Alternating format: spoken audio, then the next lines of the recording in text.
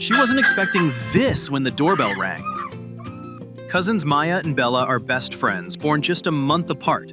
But Maya's deployment with the U.S. Air Force kept them apart for over a year. While Bella kept asking when she'd be home, Maya was secretly saving and planning. And when Bella saw who was at her door,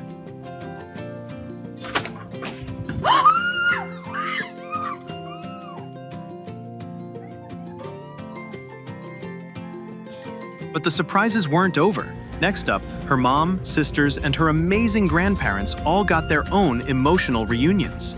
Hey. What? Maya! Hi.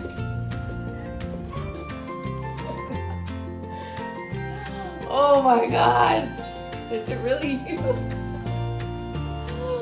Maya!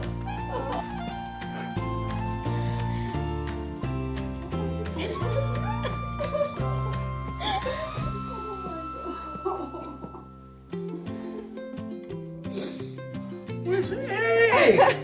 What the? How'd you get in here? You gave me the code.